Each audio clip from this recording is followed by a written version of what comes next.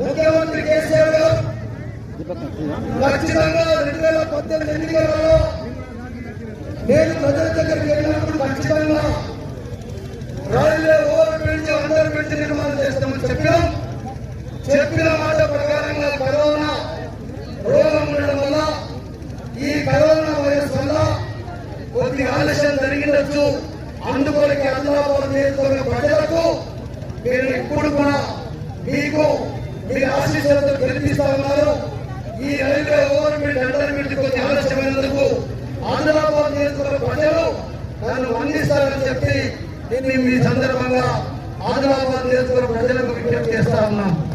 మనకు హైకమాండే మరి ముఖ్యమంత్రి కేసీఆర్ గారు మాకు హైకమాండే ఆదిలాబాద్ నియోజకవర్గ ప్రజలు కాబట్టి ఇలా కేసీఆర్ గారి హైకమాండ్ నిర్ణయంతో మరి ఇలా ఆదిలాబాద్ ప్రజల యొక్క ఆశీర్వాదంతో మరి ఈ కార్యక్రమాన్ని చేసుకోవడం జరిగింది.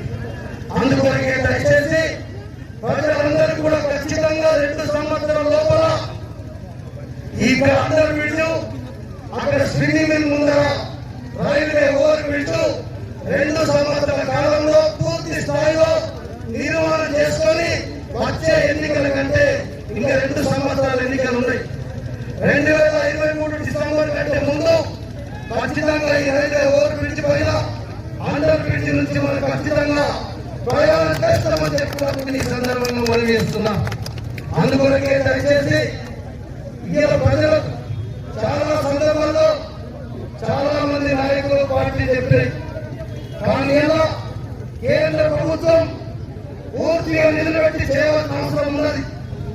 కానీ కేంద్ర ప్రభుత్వం చేతులెత్తేసి ఎక్కడ లేని విధంగా ఈ నరేంద్ర మోడీ బీజేపీ గారి ప్రభుత్వం వచ్చిన తర్వాతనే రాష్ట్రాలు సగమిస్తే మేము సగమిస్తామని చెప్పి ఎలా ఇవి పెండింగ్ పెడతా ఉన్నారు.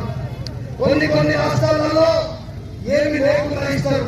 ఇవాళ రైల్వే ఓవర్ కాదు అనేక సమస్యలలో మరి తెలంగాణ రాష్ట్రానికి నరేంద్ర మోడీ గారు కృషి చేసి చూస్తా ఉన్నారు.